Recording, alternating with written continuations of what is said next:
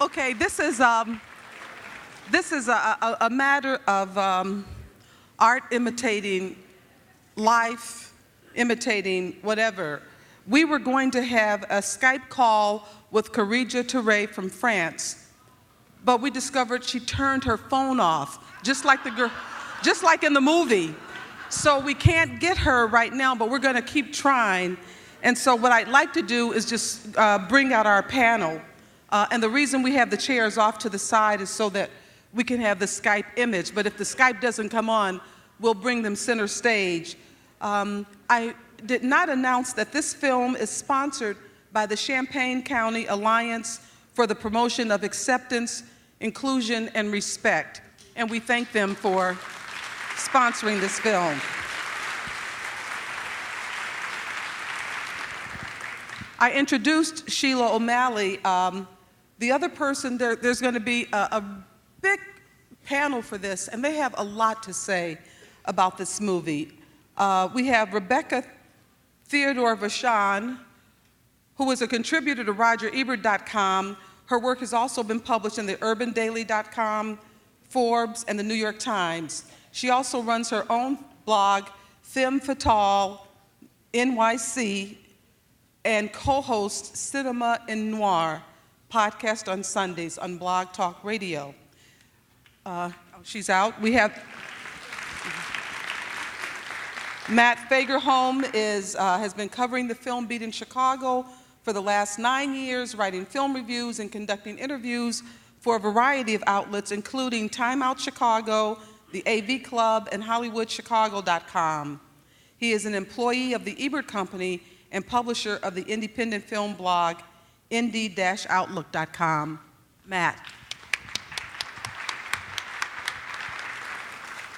This is actually, I think, was this your favorite film of the year? So far this year, yeah. Yes. Yeah. After seeing it again, I'm absolutely sure. Okay. So Matt was really looking forward to talking about this film. And then we've also asked Dr. Eric Pierson to join us since he moderated the panel on challenging stigma through the arts. He's an associate professor and former chair of the Communication Studies Department at the University of San Diego. His work on Black images and audiences has appeared in the Encyclopedia of African American Business History, Screening Noir, the Encyclopedia of the Great Black Migration, Journal of Mass Media Ethics, and Watching While Black, centering the television of Black audiences.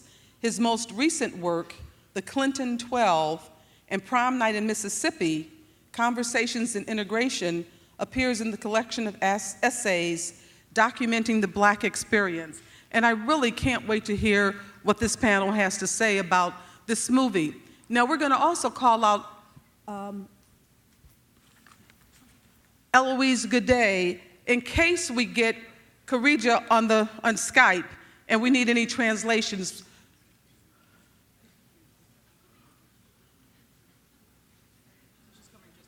Yes, that's what, yes. Come on. Thank you. Thank you. Okay. So, why don't we get started, and I'm going to go backstage and see how we're coming with Skype. Okay, yes. Can you hear me? So we, the three of us, participated in a panel yesterday, Challenging Stigma Through the Arts, and Girlhood came up a lot. And so some of you were there, but I thought that we would sort of jump off from the conversation that we had yesterday about images, diversity, erasing people through leaving them out of the conversation, of visual conversations. And Celine Sciamma's this film in particular just has such a unique outlook, and you don't see this kind of stuff that often. And so I wanted to start with you, Eric, because we were discussing that yesterday and what this film sort of brings to the table of that conversation. Well, I was seeing it the second time. One of the things that the Alliance really tries to work with is isolation, sort of people feeling isolated from the world around them. And one of the moments in this film that so clearly illustrates the power of and the pain of being isolated is the drug scene, where she is the darkest person on the screen. No one in that room acknowledges her until she when she sort of wants information and has the drug transaction.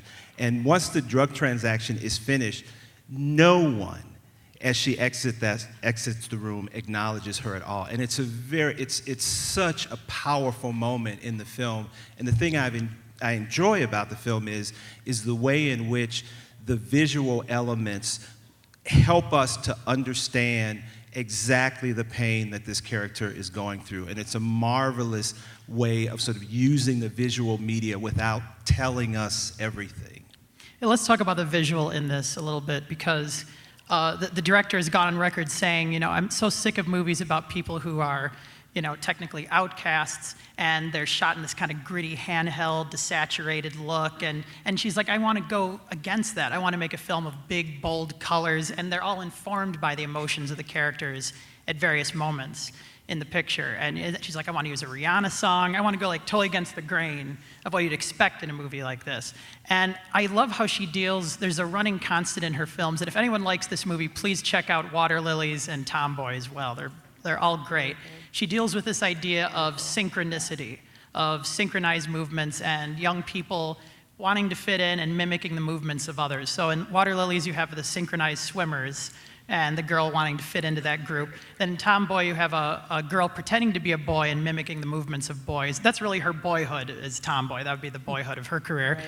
And then in Girlhood, you have, I love those scenes where she's trying to, like on the subway, learning those dance movements. And when she really begins to fit in is during that Rihanna song, and they all, you know, all of a sudden their movements are synchronized. Well, Matt, you and I had also talked about sort of the portrayal of female friendship and how it normally goes, how we come to these things with expectations of, you know, women are going to be catty and tearing each other down. And of course, you know, the groups of girls are of tearing each other down. But within the friendships, it's all just like, you're awesome, you're beautiful, show me more, you look so great. And I loved that element of the film because that's often what friendship provides for girls. It's a very strong bond against, you know. And we were talking as well about the opening scene as they are chattering, yelling, making so much noise, having so much fun, and then silence as one, practically, as they. So that leads me to your piece that when you interviewed Celine and you talked about, or she discussed the public versus private element of the film, and I'd love to hear. And it's on RogerEbert.com, the interview she did. So. Yeah, I think that was one of the themes that I really loved about Girlhood, because you have the football scene where, you know, they're aggressive, right? And then the next scene when you see them walking home, and then there's just this silence, you know? And then you have these guys, and I think particularly when you're talking about patriarchy and you're talking about the male gaze, you know, they're not performing for them. They're not performing for the men. They're performing for each other, right. You know? Going back to that hotel scene with the Rihanna song, and just watching it again, I cried. I tried not to let it but I remember the first time that I saw Girlhood. This was a little bit in January, and it was a little bit, you know, after the, you know, with the whole Black Lives Matter movement, particularly with police brutality, and you know, particularly on social media, it's, you know, as Black women, there tends to be a silencing, even within the Black movement. Sometimes women are marginalized, you know, where it's like, yeah, you know, you're going to fight for the Black men, but, you know, you guys will get your turn, you know what I mean? And to see that scene where they were validating each other, you know, because when they say they're beautiful, it's not about the men, it's about them. They're not going out, you know, because I thought at first they were going out to a party, but they were dressing for each other and looking for each other. And, you know, and going back to the gender performance, it is performance, right? Like this morning I woke up, I put my makeup on, and it's a ritual. It's ritualized, we do it every day, but we don't think about who we're doing it for.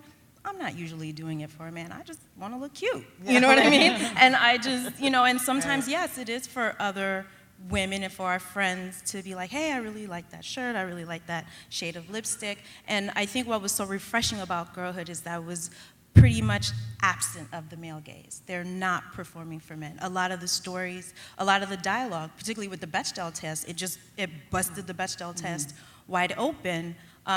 If anyone doesn't know, it's a test that shows two women in a scene, and the question is, are they talking to each other, or I guess more for a minute, and are they talking about men? What is the subject matter? And you don't see any conversations about, oh, do you like this boy? Do you think he's cute? I mean, we do see the boyfriend, but it's really about them. And to see the complexity of these characters, particularly for women of color, in movies, I mean, Chris Rock wrote this excellent essay on The Hollywood Reporter where he was like, I can go months without seeing a black woman in a speaking part in a movie. And I was like, yeah, you're right.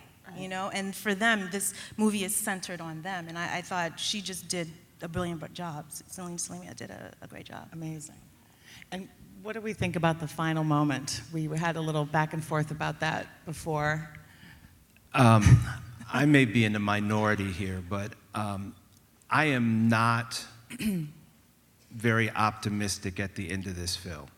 That was a conversation. And when we were having because it's, I think it's hopeful, and the reason why I get there is she shows these moments of resistance where she's going to make a change and try something new. And at the end of the film, I'm not sure whether that's a moment where, okay, I'm going to leave my family, but what's on the other side of that decision? And again, that's another film for another time, but I know that some folks were much more optimistic about the ending than I was, but I'll own that. Sure. No, I think what's important is that I believe she's, at the end, for me, she's choosing to live life on her own terms, is what I think. And I think it's all about, no one really deals with female identity like this director, at least to my mind, as far as trying on identities, different identities. It was so interesting when we were talking about this at lunch. Rebecca mentioned, did you mention Ex Machina, the sci-fi film that's coming out? It was funny because I was thinking, when I was watching this, I was thinking of Ex Machina, which is funny. It's a sci-fi film about this artificial intelligence designed to look like a woman. And I interviewed the director of that, Alex Garland, and he was telling me, like, everyone's interpretation of this movie is that I'm dealing with female objectification. But what actually I'm more interested in is the idea of where gender resides. And this idea of, is there a male consciousness and a female consciousness, or is there just consciousness? And then that film ties to Under the Skin. That was the film that was ranked, I think, the best film of the year on RogerEbert.com last year. And I saw an amazing essay. It was this site called The Vulgar Cinema.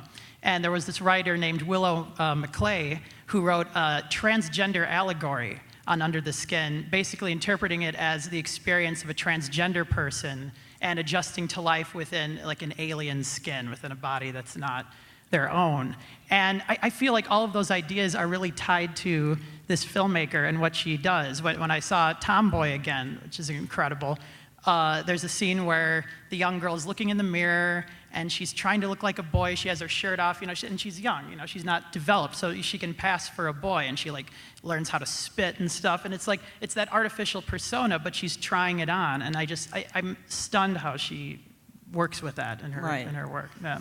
Some of the other things that Celine Sciamma is just so good at and interested in, which came up at the panel yesterday as well, is on the female level, the being a woman level, is the double binds that hem you in, which you can see in the, you have to be sexy, but you can't put out. I mean, these are like old stories, and they're still, limiting. One of the things that I found so interesting about the film has to do with this, dressing up for your girlfriends type thing,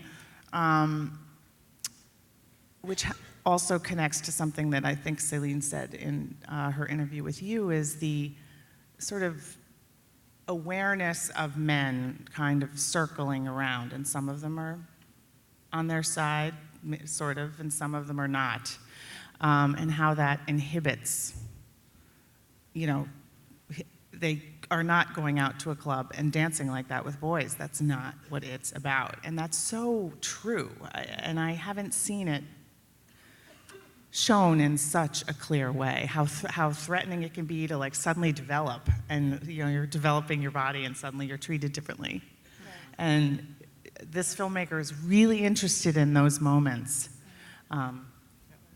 Yeah, and I did want to sort of also, she's 16 years old, and there is, I mean, there's sort of a confusion and an awkwardness in that space, and the way in which she struggles with it, where she essentially just sort of adapts these, she puts these personas on to see how they fit, and then the filmmaker does this wonderful job of sort of bringing her to a moment where she has to question that, and you know, the moment with the baby, with the friend who has the baby, and she says she was the fourth, and yeah. And I wish we could talk to her, because there's that moment where the actress lets us know that she realizes I can be replaced.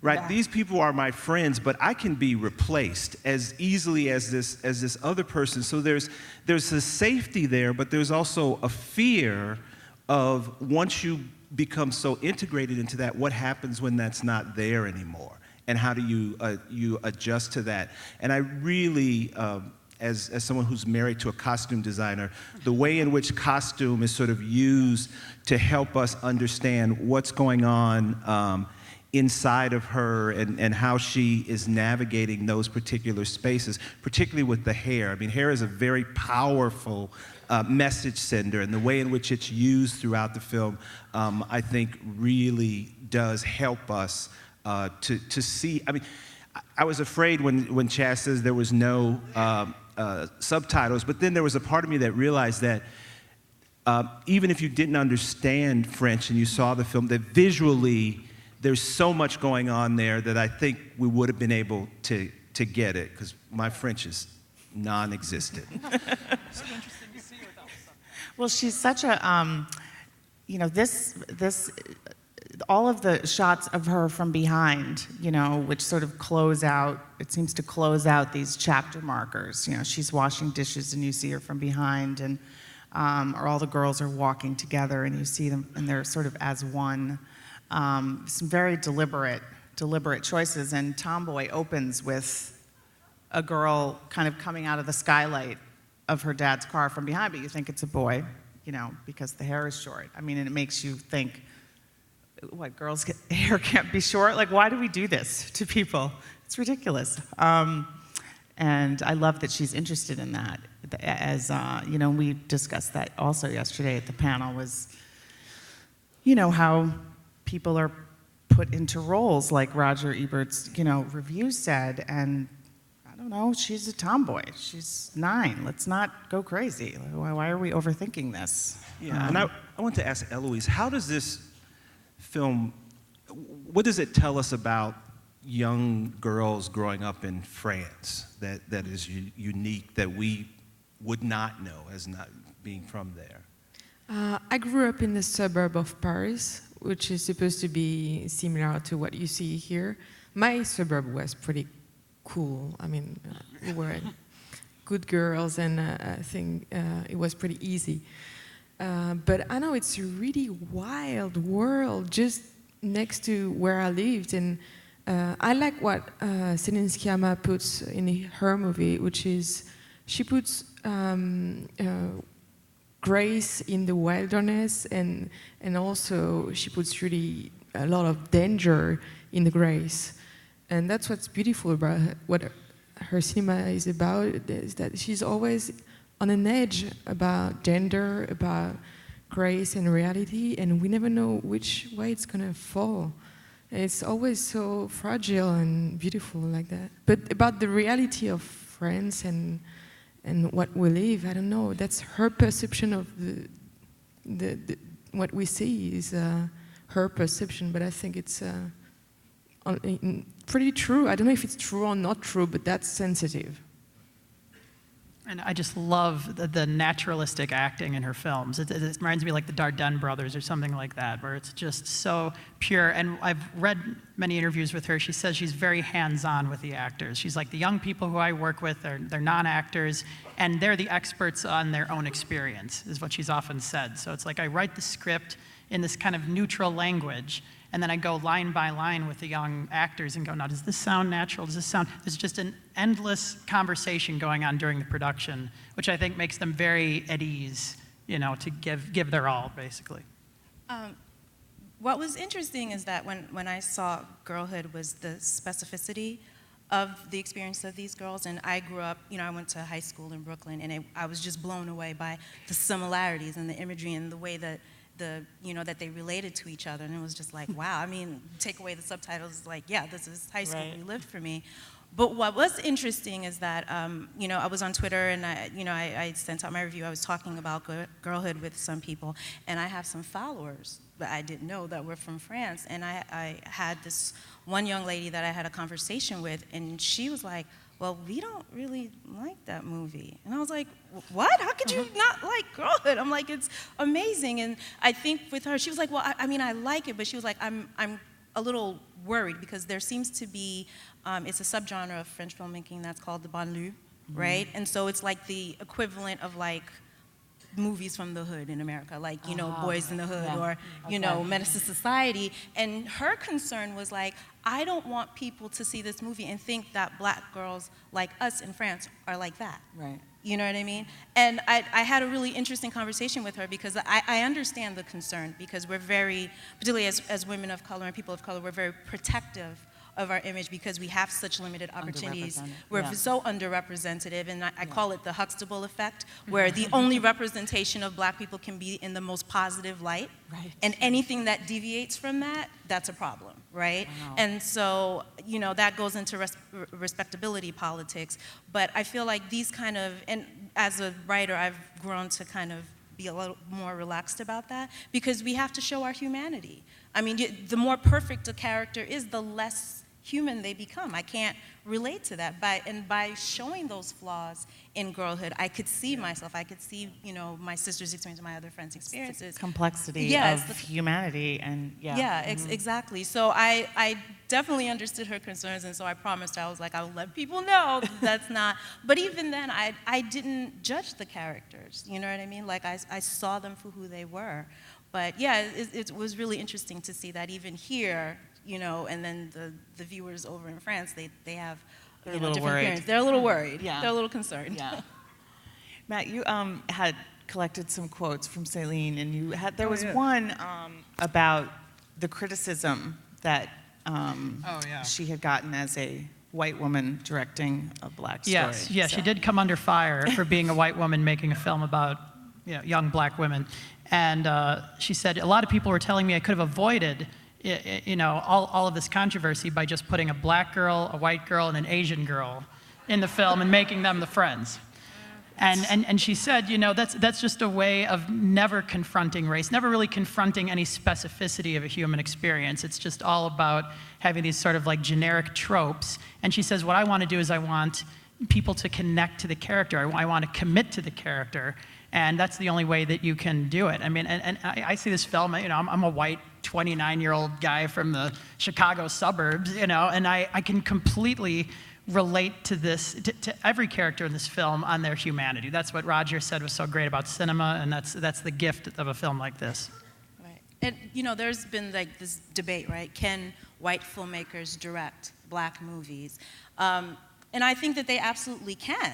I think the most important thing is you have to come at it from a place of humanity. Once you stop with the stereotypes and the tropes and you just see them as human beings, that's a great starting point, right? Like one of the most, iconic movies, Coming to America, directed by a white guy. Yeah. The Wiz, directed by a white guy. So you can actually see that there are movies. It's not to say, obviously there are movies that are directed by white filmmakers and you can see it a mile away. You're like, oh, Lord. You know what I mean? And so it's like this very simplistic, and it's just like, no, this is not happening. But I think if you're engaged as a filmmaker and you really want to get underneath and understand that, I think it is possible. I think you can do it. I think, too, that quote comes not necessarily about this film, but about a condition, which is that people of color don't feel like they are given the opportunity to bring their voice to film.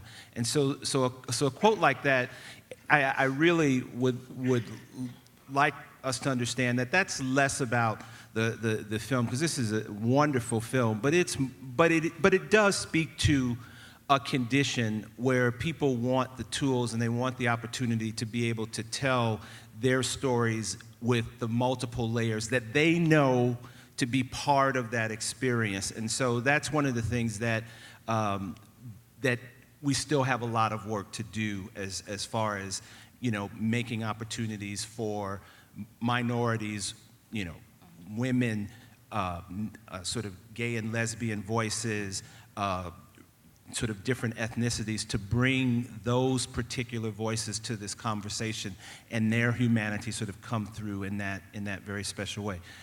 Do you want to take questions? We should probably open up to questions. Right where? See a hand back there.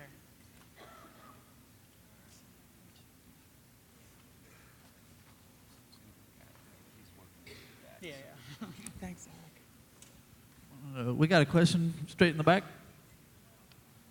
I was struck by the contrast of the actual physical community where there is not a great deal of opportunity in the outside of Paris and in U.S. cities. And if that's due to the social structure and economic structure in France, that what we saw was, living conditions that were much greater than what we would experience in this country in communities where opportunities are so limited. So if that is a reflection of the social network in France, then I think we have a lot to learn from that. I don't know, but I do know that everyone who worked on it said that it's accurate depiction of those suburbs.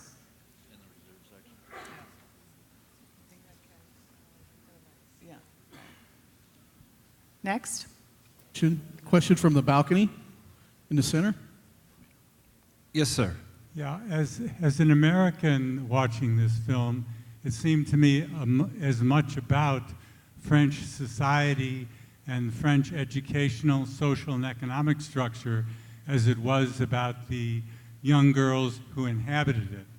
That their situation was really part and parcel of French society. And I was really struck by how their limits are different from American limits. For example, when this girl was said, she is tracked. She has no opportunity to go to high school. She has to be tracked in a technical school. And this is a reality in France. That's not a reality here. And at this, yeah, I know there's different restrictions and there's different constraints, but that's the point. They are different. They aren't the same. So my question is, could you comment on how you feel this film is a French film inherently, and it couldn't be any other kind of film? I would respectfully disagree with you. I think that what the film does is to take a moment in the film. There's a moment where the person says, you're tracked and you can't, you need to go to this school instead of that school. Right now, in cities all across this country, there are people who are saying, you know what, your ACTs say you should go to this school and not that school, and if all else fails, here's a brochure from the military. So I think that conversation is still happening. And what made the film universal for me is there's 16-year-old kids everywhere who are trying to say, where do I belong? Where, you know, and if you're lucky enough to have friends that give that to you early in your life, that's wonderful. But a lot of people spend a great deal of time, you know, am I with this clique or with that clique or this group over here and that kind of thing. And it's like the kids who joins like 90 different clubs in high school. You're like, what, you know, pick one or pick two. So it's that kind of thing. So I think there is certainly a universality of the film that it just happens to be set in France, but it could be happening right here in central Illinois. The thing is that it's always comforting to think that it's worse somewhere else. And I think in France we have a lot to do about all that. But yeah, it's obvious that in this movie we just talk about it. So it's like, oh, it's even worse in France than here. But well, I don't know how it's happening here. And I hope we'll work on it. And I think, too, that there seems to be a romanticization that racism is just here, and that, you know, if you go to Europe and if you're a person of color, racism will just disappear. And that's not the case. I mean, our histories are different, right? If you look at the Africans, it works in different ways. But I would suggest to anybody, if you go on YouTube, there's a filmmaker, her name is Cecilia Meike, and she has a series called Flaneur, it's called Strolling, where she just basically goes to different countries talking to people of color, and she has 2 episodes up so far. She spoke to one black woman in London and another young black woman in Paris, and it would blow your mind to find out how similar our experiences are, you know what I mean? So, yeah. But I still think that people of black color in France are really so late compared to here. So there's a huge problem in France about that. Racism for color of skin is a huge problem in France. All right, we got a question straight back. My first time seeing the film, I really enjoyed it today. My question centers on this notion of hair. Here in the U.S., I know there's been a huge topic surrounding black women and the significance of hair, you know, and what it means for them. I'm wondering, in your research, maybe in your interviews with the director, or in your research about this particular film itself, did you find any significance that the director wanted to get across with the meaning of hair? And, you know, we see that with Miriam, you know, transitioning all throughout the movie. Even in the episode with Lady after the fight, how we see how her dad cuts her hair, basically. And I'm just wondering, was there any significance to the meaning of hair? Yes, that's a great question. The director is the costume designer on all of her movies, and she says it's a great way of working with non-actors and building a character from the ground up through developing the costumes. And she points out in the last shot of the film, the main character has the braids of a girl, which is how she says, the braids of a girl, the makeup of a woman, and like the shirt of a man. And she's kind of like everything that she was. It's like a mixture of all the identities she had during the film, and it's almost like she's just carrying that life experience with her. But I mean, I think that's always just, I think identity, the hair changes. Every time it cuts to black for 12 seconds, the next time it comes back up again, she's in a whole new identity. Question from the balcony to your left. Thank you. Just to follow on the questions about the structural issues, I was just so struck that the filmmaker opened the film with the structural issue. I was just so pleased about that, i.e. the inequality. I also find it interesting that Thomas Piketty, whose book recently came out, is just world-renowned capital in the 21st century.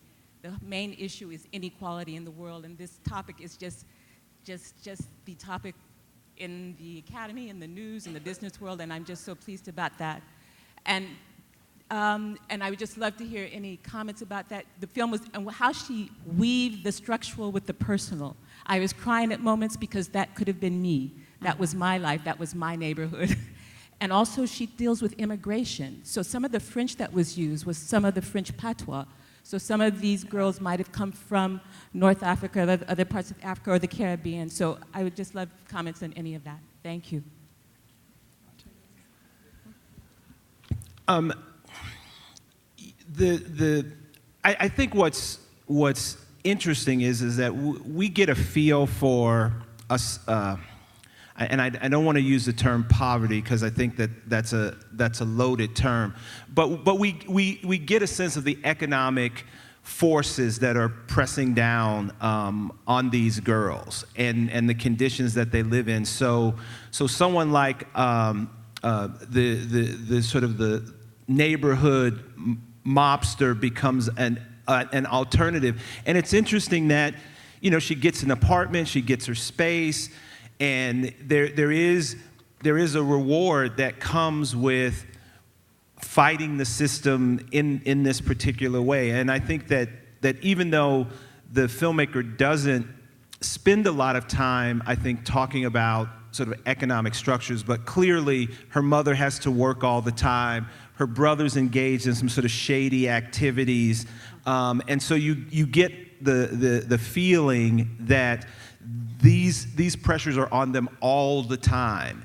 And which is why I think the film doesn't have to deal with them, because I just think showing those high-rise apartments where people have to live and getting a sense of their space, she does that so wonderfully with the visual that it's just there. And we feel it even though we don't deal with it directly. I just wanted to say that these 2 last years, I don't know as critics if you've seen it, noticed it, there's a lot of movies that are talking about the failure in education, the failure of being a parent, and the absence, and even if they are there, they are not here for their children. I don't know, I think it's a huge concern now. People want to talk about it and need to talk about it. Okay, a couple more. We have one final question down here in front. I'm just curious, did you feel that the movie was more about choice or less about aptitude perhaps, but choice or opportunity? Do you understand my question? That's an interesting question. Yeah, I understand as you go along. Yeah, I do understand. And my philosophy is that people make the best opportunity out of the choices that they have. So they're not separate things, right? Like if you just have a bunch of bad choices, then you end up picking sort of the least bad. So it's not a question of opportunity as much as it is about we all make choices based on the conditions that we find ourselves. And in this world, there clearly aren't a lot of choices, and you have absent parents, which I think is really one of those powerful things where, and we won't have time to touch on this, but there's this sort of air of the abusive brother and why he's abusive, which the film doesn't really deal with, but it's not his story, so I don't really, it's okay. But people make choices out of they make opportunity out of the choices that are provided them. So. I actually have a quote. Already, sir? Yeah.